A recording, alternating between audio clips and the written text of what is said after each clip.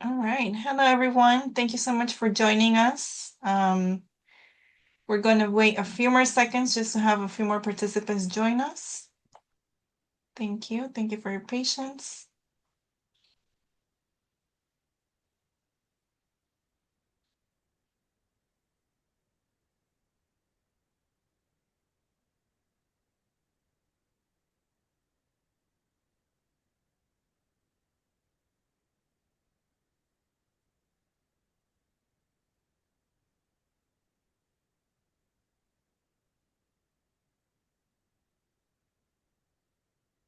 Okay, let's get started. I will welcome everyone to our third session of our community of practice on prevention and practice on behavioral health amongst individuals with disabilities. In this session, we're going to focus on improving access to behavioral health care for veterans with disabilities. Just as a kind reminder to everyone that you're muted upon entry. During our session today, we will be having a few engagement questions and we're going to have also some moments for discussion. So we do encourage you to please engage in the chat. Please also, you may also unmute your line during the questions in the case study section. This meeting is also being recorded. The slides and recording link will be sent to you via email after today's session.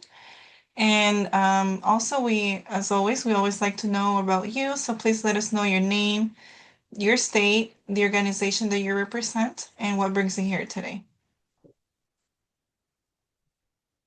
So about us, we have with us Dr. Kevin Lombardi. He is our Director of Research. He will be providing and guiding today's presentation, and I am the TTA Manager at SHPH.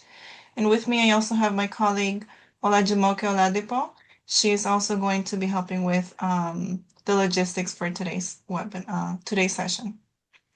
Without further ado, I'll pass it on to Dr. Kevin Lombardi to get us started. Hey guys, welcome back.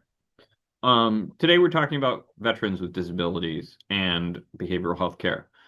Important topic. I like focusing on veterans because one, they are everywhere, every piece of the country.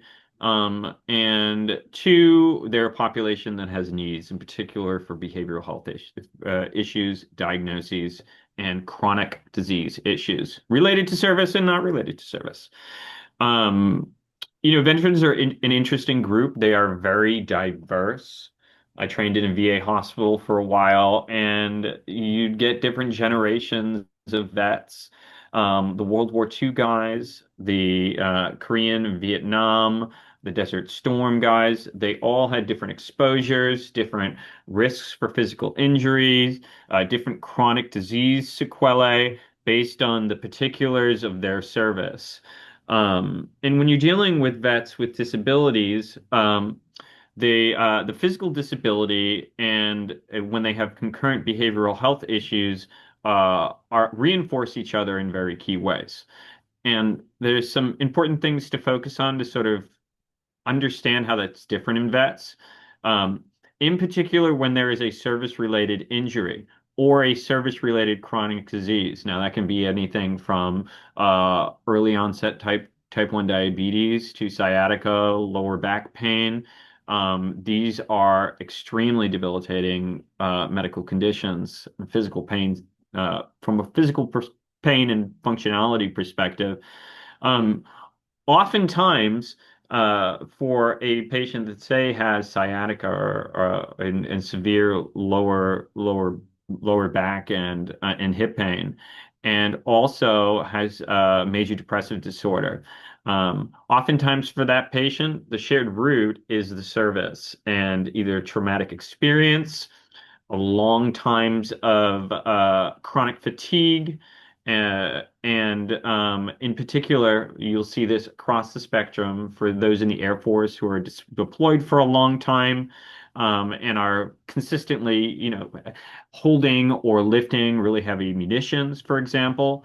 Those that are in the Navy too, you'll get a lot of lower back issues because of how physically demanding parts of their job is, and of course, infantry as well. So it really stems the tide. But often those things come from a similar root. So they manifest differently than a typical patient.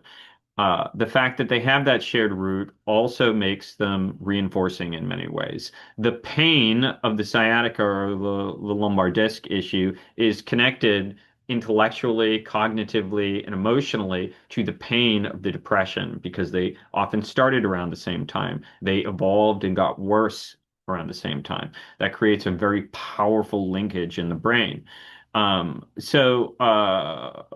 For these patients, you really need to look at things separately and deal with both the chronic disease issues and the behavioral health issues at the same time. I'm going to ask my group, why do you think what is the difficulty to addressing both of those in veterans? Both the physical disability and a mental health or behavioral health diagnosis. Why is that hard? Does anyone have an idea? Both of those. You gotta get both of them. Can't get one, can't get zero, gotta get both.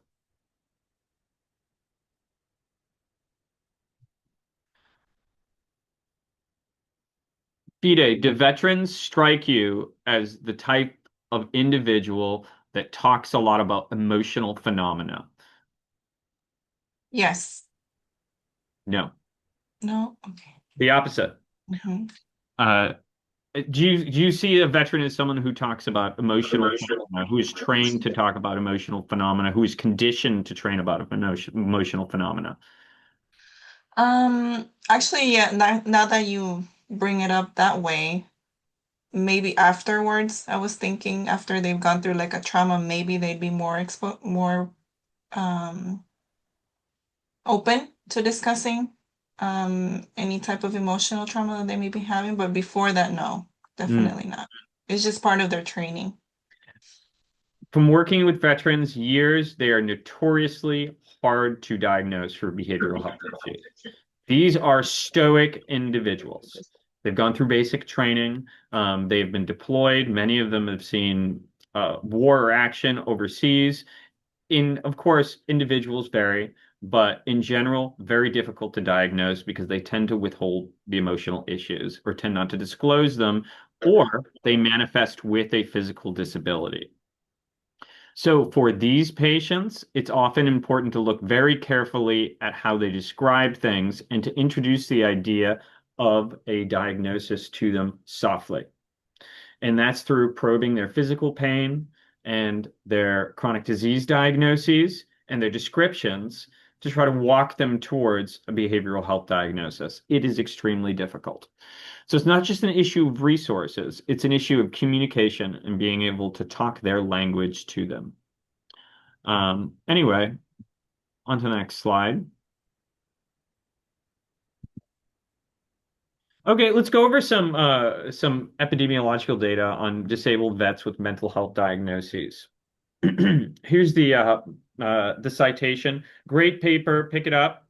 It's an overview of mental health risks and the benefits of mental health treatment in U.S. veterans, and particular population-specific strategies to keep in mind.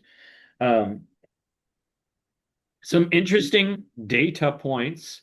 Um, the lifetime PTSD prevalence for VA users, those are patients in the VA medical system, was 23%. It was 7% among veterans not using VA services.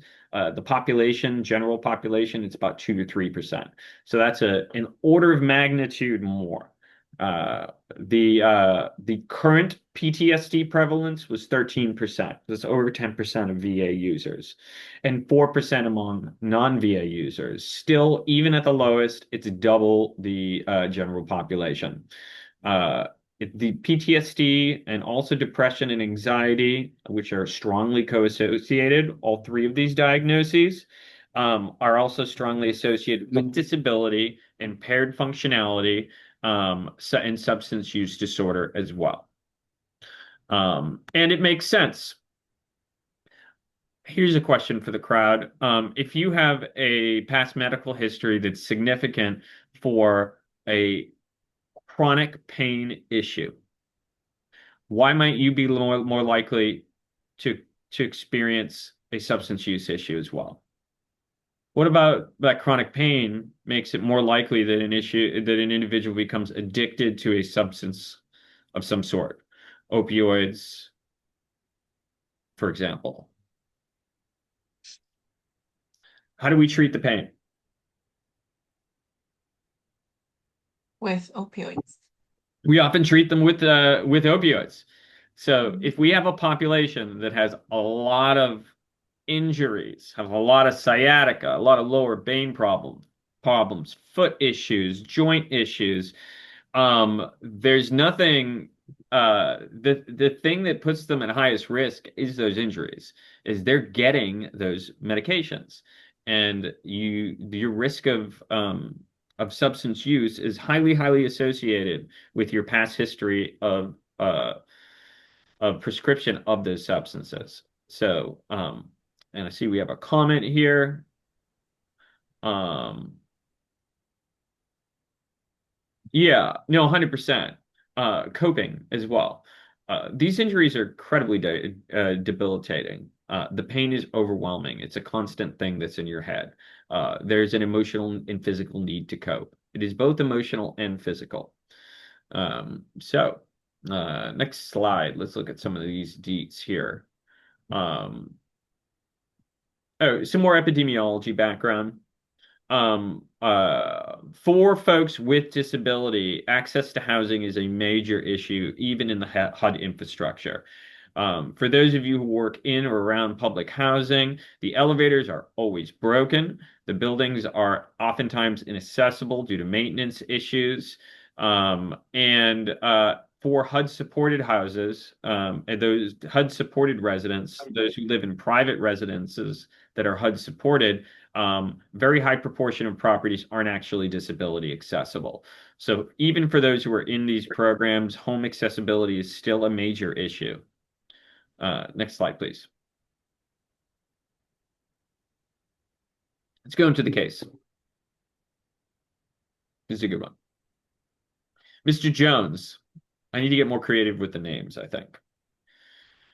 Mr. Jones, 57-year-old male. He presents for a wellness exam. He has a past medical history of type 2 diabetes and hypertension. He has a behavioral health history of major depressive disorder, post-traumatic stress disorder, and generalized anxiety disorder. Also, tobacco use disorder, but he doesn't smoke. Remission as of 2018. Mr. Jones is a 50% service-disabled Desert Storm Navy veteran with severe lumbar degenerative disc disease with associated lumbosacral radiculopathy. That's sciatica. Lumbosacral radiculopathy and sciatica are the same. Your health center has a large veteran population and is in the suburban area of a medium-sized city. Those are the deets. Fide, Jamoke, any thoughts about Mr. Jones? It's a lot of info. What do you think?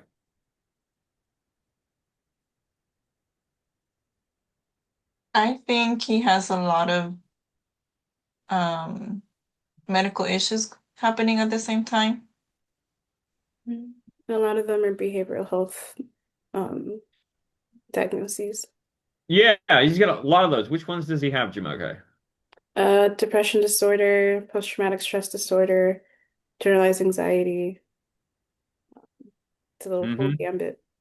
And you can pop in the tobacco use because that's in the substance use disorder spectrum. Mhm. That's a lot. All at once. Same patient, same guy. Mm. So he's got a lot going on medical history wise. Okay, cool. Anything about his service step out as being important to all of these, maybe? Mhm. Since he's a Navy veteran, Yeah, he's a Navy veteran. And what part of his body is what is his major issue with those two things? his back. Yeah, his back. He's got probably really, really, really bad back pain. Those two at the same time, bad, bad. Yeah, Susan, you nailed it. Oh, wait, maybe I should have reacted a little more. Oh, body pain, mobility. Susan, why would mobility be an issue for Mr. Jones? The severe lumbar degenerative disc disease with the sciatica makes it difficult even to just generally walk. So participating in any activity that would be part of like activity daily living or enjoying time with family, playing around with kids, this would all be things that would be um, they might want to avoid because they are hurting if they participate. Yeah, they can't even move their back or hips when it hurts. You nailed it. And I'll tell you, just a little bit of short, quick anatomy. If you think of the lumbar areas right around here, there are nerve plexuses that go into the hip and down the leg. When the lumbar vertebrae squeezes those plexi, beep, just needs to go in a little bit. It's always squeezing that nerve. So it's constant, constant, constant pain. And because of that squeezing, all of the nerves don't get enough blood, they don't get enough circulation. And the pain is severe, and it can go from any way from the back all the way down to the tips of the toes. That's half of your body almost. So it's severely debilitating. Even little things sometimes hard to do. And Susan mentioned playing with kids. Impossible.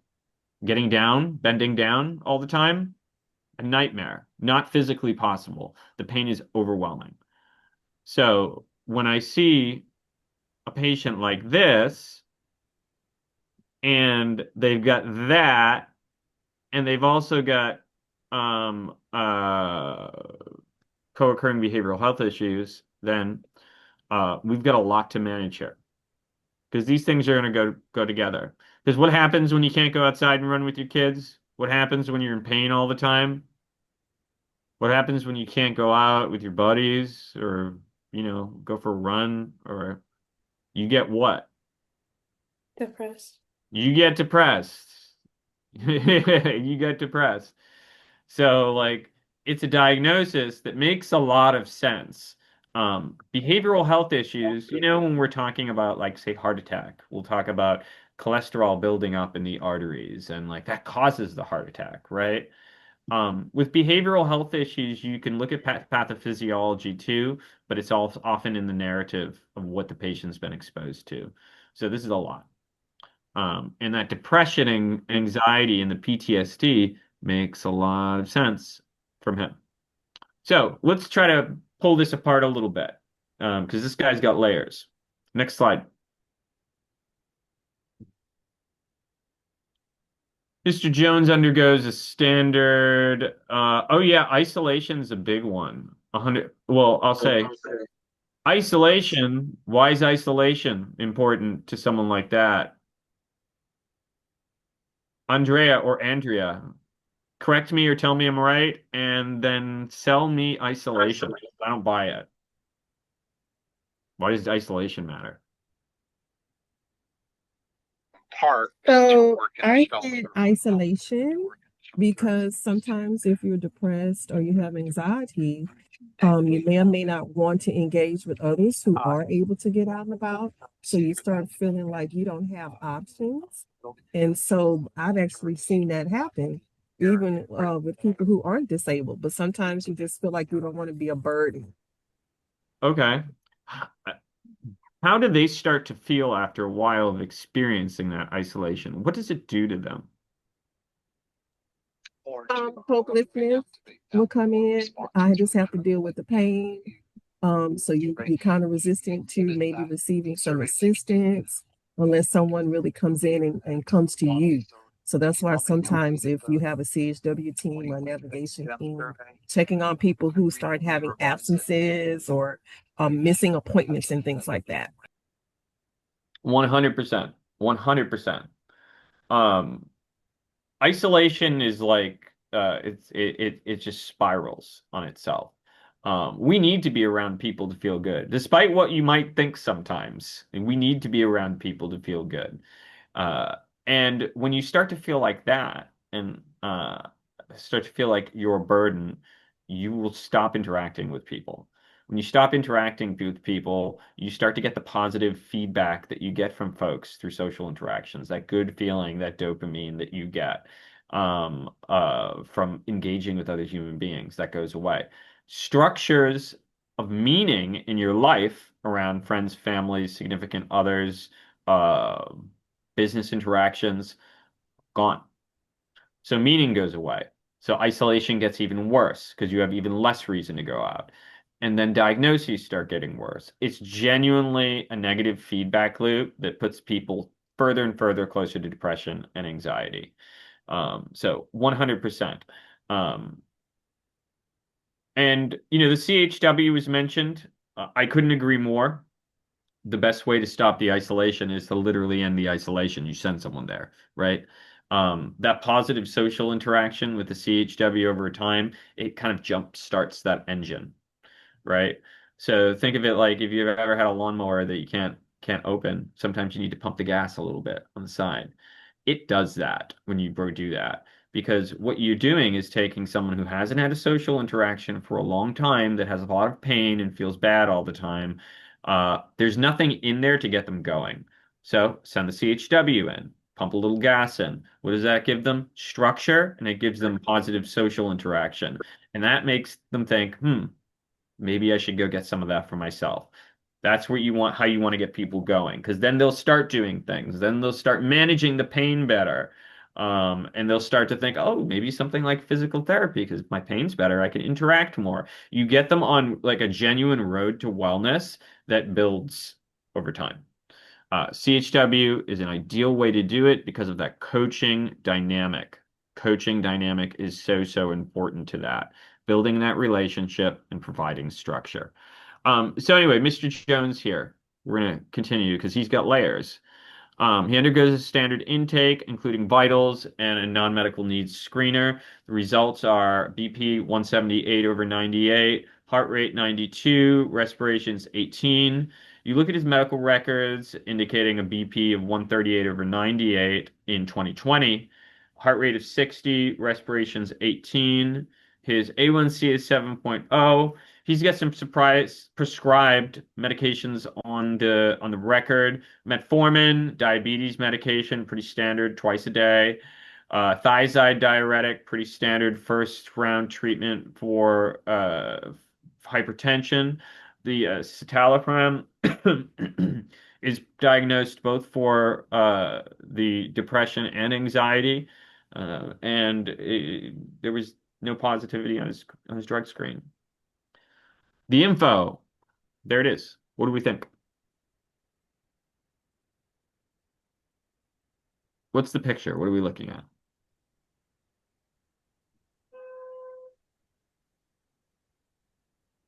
First, Anchor. What's going on today? Oh, someone said something about stroke. Hmm.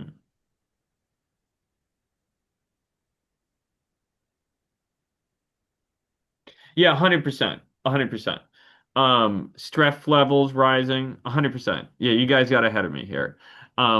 So I'm going to start with this and saying Andrea and Susan are talking about different things, but they're talking about the same thing because they saw that blood pressure. 178, 178 over 98 from a past that was a little elevated at 138 over 98 is a significant change. So the first thing that pops up to me is this blood pressure. We got to figure out what's going on. Already, I know I'm going to want to see him soon to check that again. I'm also going to want home blood pressure checks as well. Something a CHW can do if it's otherwise appropriate to send the CHW. I'm seeing high risk stroke for a risk, 100%, high risk for a stroke, 100%. And what does that? The BP does that just off the back. The chronic disease history with the type 2 diabetes and the hypertension, that does it as well. Yeah, and there's questions of meds. It's a 6-year-old medical record. We don't know what he's taking, right? That's a lifetime, 6 years. And stress levels, 100%. Stress levels, major drivers of that BP, which is driving all the other stuff. So we've got a spectrum, right? A picture, a rope, a fabric weaving together. that's showing the picture of this patient and what's going on in their life, both chemically, physically, but also socially and behaviorally. It's fascinating when you look at it, isn't it? But anyway, we've got to solve some problems. So next slide. Non-medical needs screener. Okay, this is how we figure out what's going on that's not medical. So past 2 months, skipping meals, yes. Homeless or worried that you might be in the future, yes. Trouble paying for utilities, yes. Trouble paying for a ride, yes. No daycare needs. Next slide. Unemployment without regular income, yes. Help finding a job, yes. So the stress level makes a little more sense now, as possibly being there, right? This guy's having some financial problems. He's having work issues, and he feels safe. That's good, right? There's no threats or abuse at home. That's good. There's some silver lining here. But looks like there's an acute onset of economic issues that may be driving that blood pressure. So health education, 100%. 100%. I can say it's going to be in a lot of places, though. He's going to need health education about his chronic diseases, his diabetes, and 7.0 A1C isn't the goal. We want to get that down. Blood pressure, we want to get that down. Behavioral health issues, like we want to manage stress, we want to avoid triggers. So health education in a lot of different ways. That gets us back to the strength of the CHW recommendation. It's going to take months to do this. It's going to take a while to genuinely build that capacity. Next slide, please. Okay, let's move on. I had a lot of fun making this, so we're going to go. The narrative's going to continue. So Mr. Jones, he's treated by his provider, who's also a combat veteran. Upon physical examination, Mr. Jones is noted to be withdrawn and to exhibit closed body language. His responses are terse, and he seems irritated. Sounds like he doesn't want to be there. His physical examination is positive for 1+ pitting edema. That means you can push his foot and it's like there's fluid pockets in there. And when you push down on his foot with your finger, it makes an indent of your finger for a second. It's 1+, 2+2, 3+3. That's what those pluses mean. And darkened skin around his neck and groin area. A1C is now 8.2 from 7.0. He's making comments about difficulty getting up in the morning and challenges focusing. What's going on here?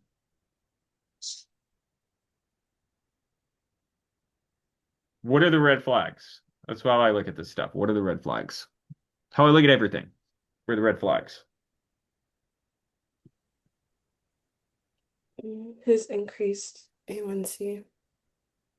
Can you repeat that, please? His increased A1C, and Susan says insulin resistance. Did you say the A1C? Mm-hmm. Yeah, 8.2 is a big number. And again, like you see these things over 9 all the time when you're like in hospital medicine because it's sicker people. But like 7.0 to 8.2 is a big change because when you look at 7.0 and you think of 8.2, it's not like this. It's like this. Does anyone here take calculus and remember what a logarithmic function is versus a linear function? The important thing here, and you don't need to understand that, but the important thing is A1C is logarithmic. So every 0.1 you go up is more and more and more. So it's not linear. So that 8.2 is actually much, much higher than that 7.1. That's a big difference. That's the difference. Like that patient has fundamentally changed the way they're eating, basically. So exercising and so forth. It points to a fundamental change. So that's like the 8.2 from 7.0. Is that a big deal? Yeah, it's a huge deal. 7.0 to 7.5 is a huge deal because each of those point ones is a really big step. And if you can remember one thing from this lecture today, remember that because uh, those numbers tell you things changed. And it's usually diet and exercise. And that can tell you a lot about a patient's life. These lab values can give very particular perspectives. Um, so that's a big one. Now, someone mentioned cardiac function. Susan, why are you concerned about cardiac function in this individual? The fluid retention in the lower legs. Susan, you're a nurse, aren't you? Yeah, and the darkened skin. I wasn't sure if that was going with the insulin resistance or the maybe vascular something in the legs. Well, you tell me. It's right around here in the neck. The skin looks a little bit coarse, and it's notably darker, especially around the areas like that are away from the borders. For me, that generally, I work with a lot of diabetic patients, so generally that is most of the time the people I'm working with, it seems to be related to their insulin resistance that they're having. They're either 100%. Nailed not it. taking medications, not taking them right, not eating right, and their sugars are just getting so high that it's damaging things and creating this Oh yeah, distortion. 100%. And it's a really good like physical examination cue because it tends to actually follow the severity really well. So, like if he's at 8.2 and he was at 7.0 and I'm seeing like very significant acanthosis, then I'm thinking to myself, this didn't happen overnight. This took months to develop. So this has been present for months. And the severity is so much that it's literally changing the parenchyma of his skin. That's how much sugar is in his blood. It is literally changing the parenchyma of his skin. That tells you a lot about severity. So that's a really good and important one. But you mentioned the edema, and like 1+ pitting edema can be easy to miss. When you have a diabetic patient and you didn't look at their feet, you didn't do a good exam. Well, that 1+ pitting edema shows us we are concerned now about the onset of right-sided congestive heart failure. Excuse me, left-sided. So this is a lot of problems, and it also, when you see all of this together, you see that Mr. Jones is reaching an inflection point, and this is a very, very important inflection point. You know those patients that have diabetes and they have chronic diseases like hypertension as well, maybe COPD, and they still pretty much function, like they're able to go out, they're able to engage socially and so forth. And then they get really sick. Those chronic diseases reach a threshold point where they get worse and worse and worse collectively until something else breaks. And congestive heart failure is one of those conditions where it is something else breaking. It's a huge change in severity of their medical condition and the severe severity of their condition, and it deeply, deeply changes their lives. So, if you've got all of these things and you've got congestive heart failure, moving around just got a lot better, a lot harder. You just got a lot less energy. And like there's all these endocrine changes that are going to happen too. Cortisol is going to go up. Testosterone is going to go down. It really genuinely changes the body in a way that makes it so much harder to recover. So when I see a patient like Mr. Jones who has all of those other issues and he's now starting to experience signs that are concerning for heart failure. Now's the time to fix this because you're not going to get a second chance. This is a big deal and an important moment. How dramatic did I sound? Make that sound, Fide? Did it come out good? Yes. Yeah. Oh, yeah. The smoking. The Mhm. smoking. Yeah, that's just taking all of this and moving it quicker, right? It's just giving it a little boost. You want chronic disease? Well, you want it quicker? Smoke a cigarette. Like it's just going to get you there to the finish line quicker. It really exacerbates things, in particular for those cardiovascular issues. Now, the hardening of the arteries, the lack of flexibility makes it harder to perfuse the tissue everywhere. That means you're going to get more breakdown. That means blood pressure is going to go higher. That means heart's going to go get tired earlier. That means you're going to start having backup in the heart.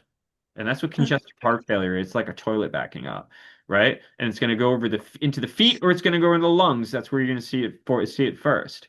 So like this is like the smoking really pushes this quick. Um, Oh yeah, the challenges with waking up with lack of focus. Well, that is, I don't know, that was me this morning. Andrea, I'm joking, of course. But like lack of focus, why is that concerning? Is there something about this patient that makes that a trigger for you, or what are you thinking?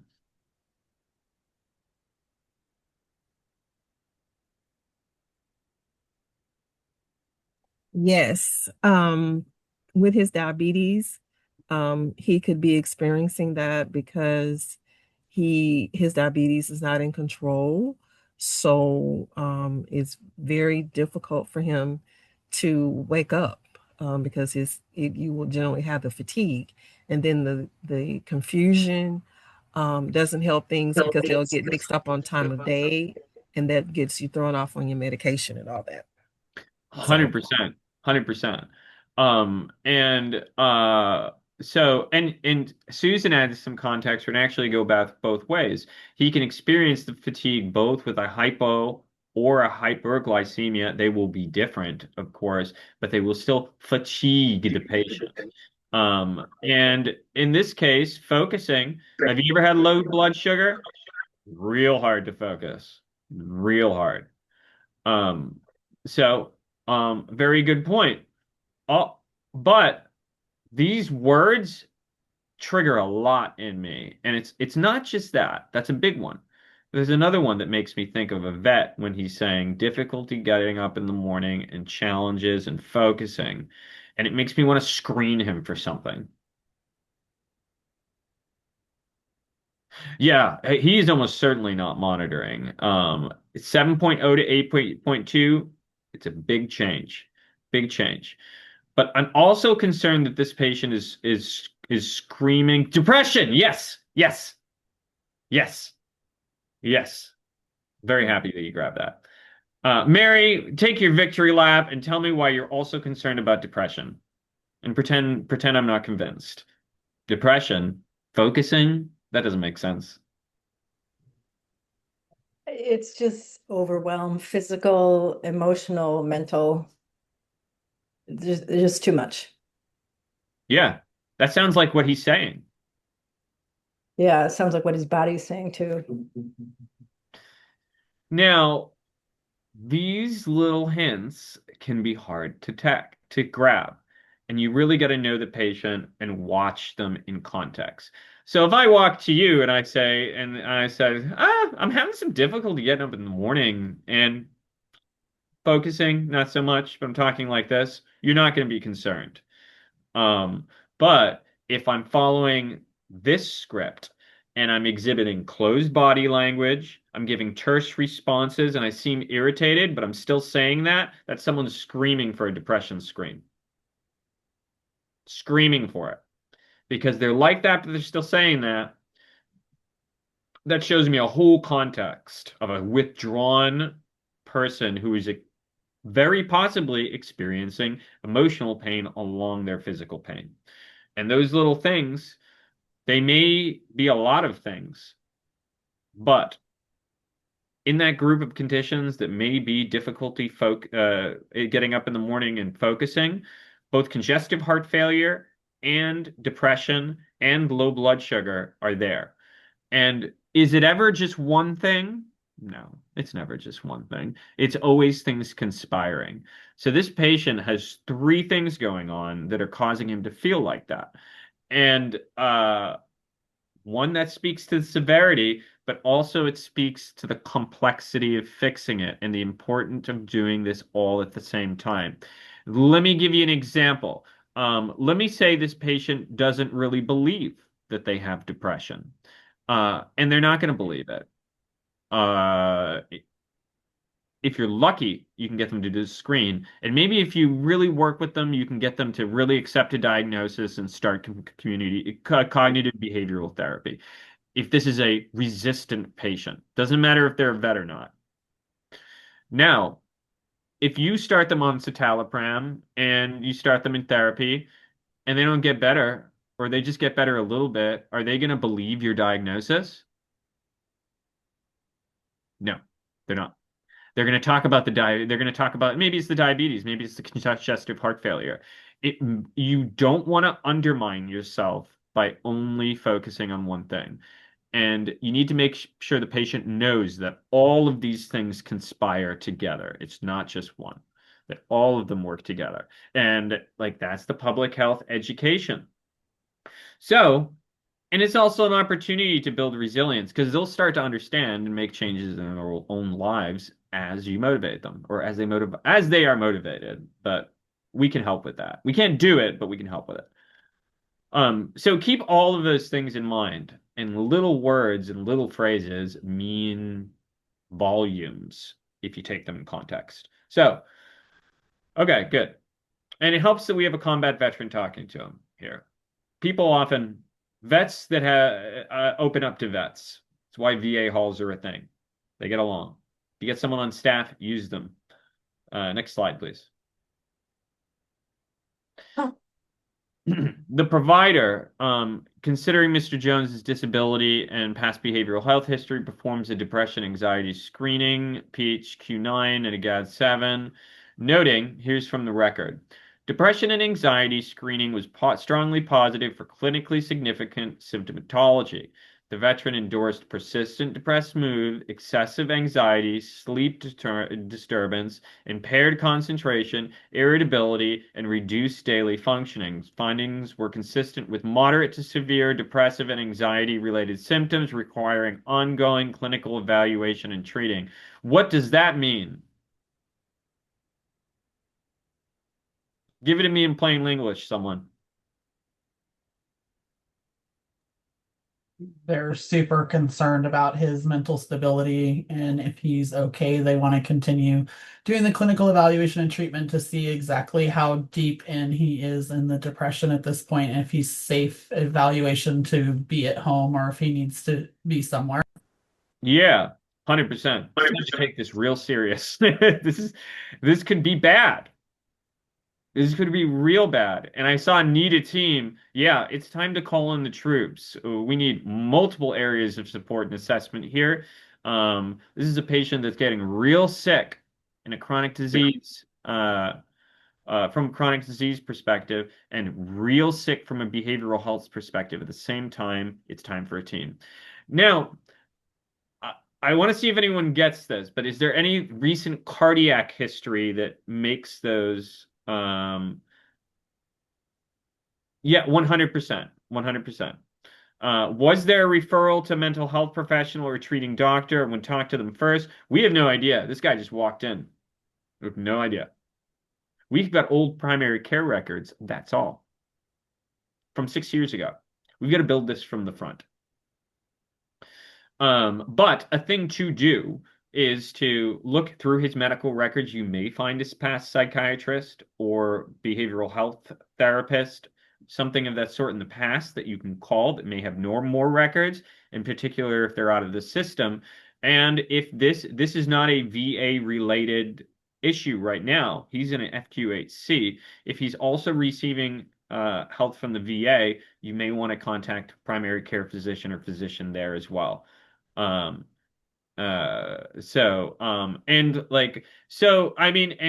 when we're doing this with patients, I'm very open with them. Like, I want to talk to so and so about your records. Can I talk about them? And it actually helps because it shows them you're taking it seriously and you're really, getting all the paperwork behind it. And if they don't want you to see it, they'll just tell you. So, no, you can't. So you don't get it. But this is severe. The thing I really want to get across here is the chronic and to behavioral connection. Congestive heart failure really messes up your endocrine system, everything. From the hypothalamic pituitary down to the adrenal, down to even the way the precursors of testosterone are and estrogen are made in your fat. It messes every single one of those up. And when you mess with people's hormones, they get depressed.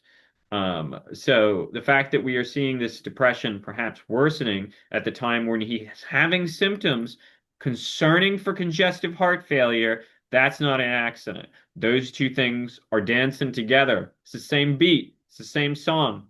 They're dancing together. So we got to take those at the same time. You need a team. Now's the time for a team. Next slide, please. And I will say another thing on teams. What is a team? A team, what do they do? What does the team help? And there are a couple things that I want to just get across that are important. One, if they see the patient and they do something, right? That's always helping, right? They see the patient for substance use, or they see the patient for one of their endocrine issues or so forth. They're doing something for the patient. The other thing is the perspective. Just by reading their notes, sometimes you can get a better perspective or a different perspective on patient care. Some factor you might not have been thinking about. Read what they're saying or talk to them. The perspective that you get is going to challenge the way you think about the patient, and it's going to make it better. And it doesn't matter who they are. It doesn't matter if it's an endocrinologist or a nurse's aide who's taking care of them, or a behavioral health professional who's doing the social support program design and so forth for the patient. They're all going to have a different perspective, and when you need that different perspective, when you're having questions, those are the first people you call. It solves uncertainty, which will make you more decisive. It's worth a phone call sometimes. Um, I will say the way you organize that into workflow is important. When you're writing notes or you're having clinic appointments, not the best idea, but you have some time at the end of the day to write down those numbers and make those calls. Do that, then wrap your notes up, and you'll have a good and comprehensive patient narrative in. So here's what we find about this guy. He worked at a part-time customer service professional until 4 months ago when he was laid off. Disability benefits cover about 80% of his financial needs. He is behind on utility payments and his car is not operable. He uses Uber and walks for transportation. He's single. He doesn't have any family. He's been taking a half dose of his prescription medication because he can no longer afford the medication. Someone guessed this early. I don't know who it was, but someone guessed medication taking might be an issue. Well, you nailed it. It was. So a lot of things make more sense now. Social context gives us color, right?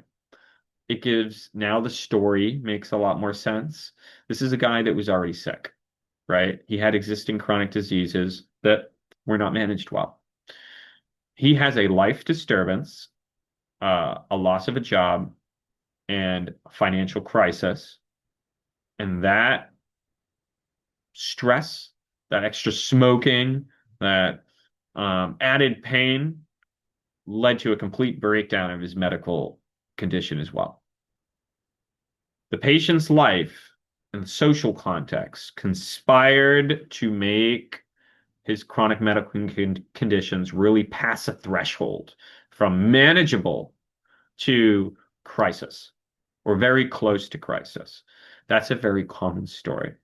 And you tend to see people around inflection points like this. You're not going to see them when they're doing great, right? Like A1C 5.9, that's not him, right? He didn't come in. Um, uh, you saw him when it got to 8.2. So these are the sorts of patients that are worth thinking about because addressing their needs is complicated. It's never just one thing. It's not just an antibiotic, right? It's not just a single program. It's multiple things and it's multiple perspectives. Next slide, please. He's asked if he is interested in treatment for his behavioral health conditions or non-medical needs, but avoids answering the question. When questioned, he notes that he prefers to deal with his private life by himself. Okay.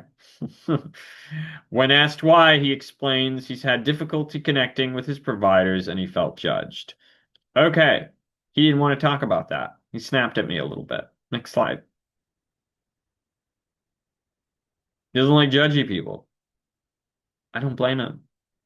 So, just to look over, like, okay, so this patient is going to be connected to a CHW. What do CHWs do? They just go over there, sprinkle some fairy dust on it and fix it? No, they have protocols and best practices that they follow. And I have opinions on those. So here's my opinion. My opinion is for patients like this, what he needs is a longitudinal relationship through a coaching style dynamic. Here are my recommended steps for the patients.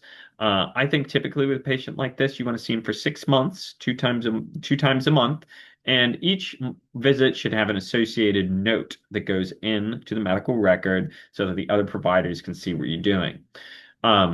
The intake is when you look at everything. You do your screening, you talk through the different areas of non-medical needs, housing, income, family, social context, and so forth, and you set goals for the patient.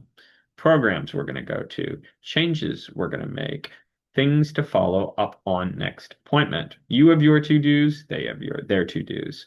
The follow-up engagement is where you address those goals, you look at progress, and you add new ones where you need to. The key is steady growth. Now, we're not trying to push too hard so the patients get stressed out. We want to keep things manageable and productive and positive.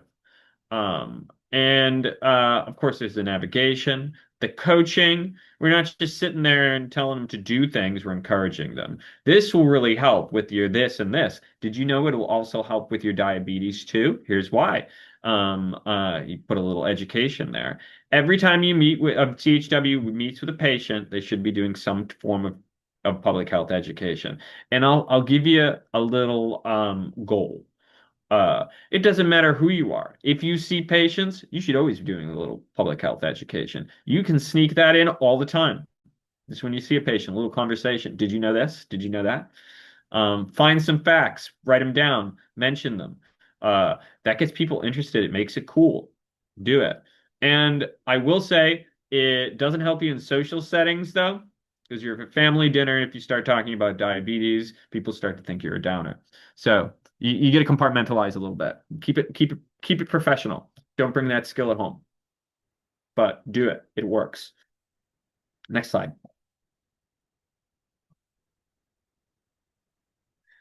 Okay, now we're not going to finish this today. Sorry, my dog fell asleep and she's barking in her sleep. Mr. Jones, we're not going to make it through today, but as far as we can, we'll pick it up. Mr. Jones is contacted by a staff member who works for your facility via telephone. He is initially reluctant to receive assistance and refuses a CHW assessment. The CHW offers the following resources, which lead to Mr. Jones agreeing to an initial consultation. One, consultation via telehealth. He likes that idea. I like to keep that in the back pocket as the first ask or the first negotiating card I have for a reluctant patient. We can do it all over telehealth. Don't lead with that because in-person interaction is always the best. But if you need to, mention it. And two, he gets to choose his own CHW because he's worried about getting judged. So you put a little power in his pocket and say, you can choose from so and so. Here are the three of them. Which one do you want? That made him feel more comfortable. And it made him feel like he had agency. He liked that. So he said yes. You made a no into a yes. Is that a big deal? Yeah. This is a critical juncture here. Just by being flexible, you negotiated with him so that he's in the system now. Once you got him, you just got to worry about keeping him. I'm definitely not making it. I'm definitely not going to make it. But I really want to emphasize how important that juncture is. Work with the patient, negotiate with them, have things to offer them.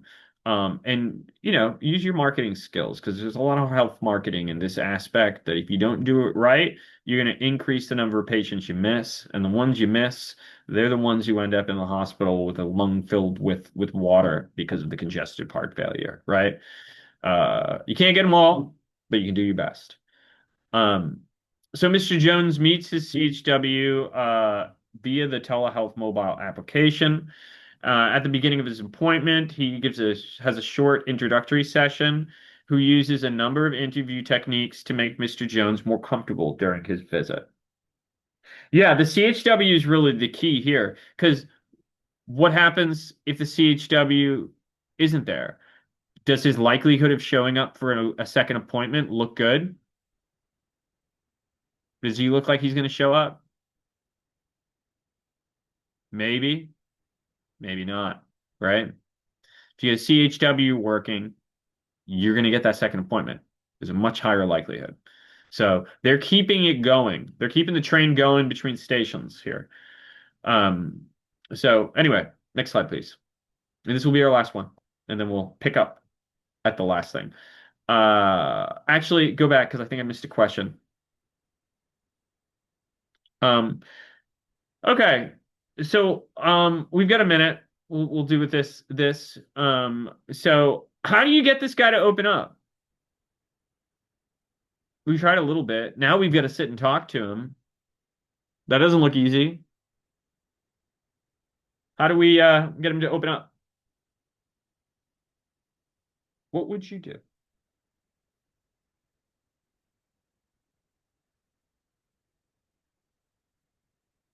I got 3 minutes and plenty of coffee.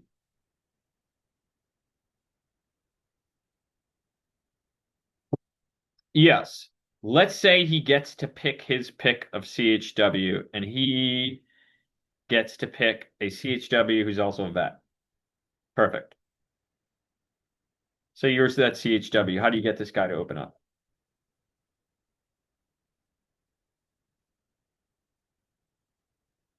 That is where I'll stop you. Think about it over the week. How do you get this guy to open up? Because he doesn't want to.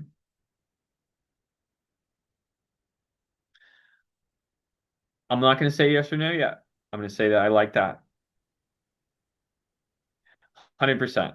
100%. What I'm hearing is we want to get to him at the personal level, and we want to relate to the patient. Yes. So let's work on that next time. We're going to pick up where we were.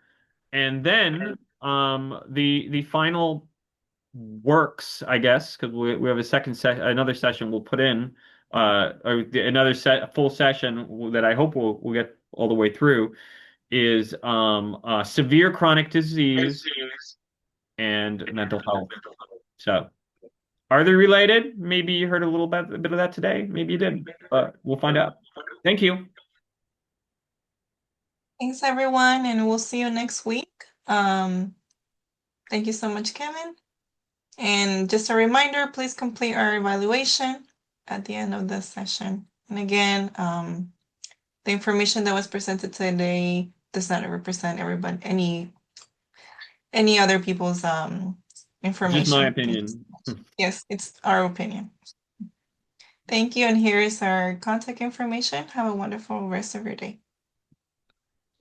Hi, everyone. Do good Bye. and have fun doing it.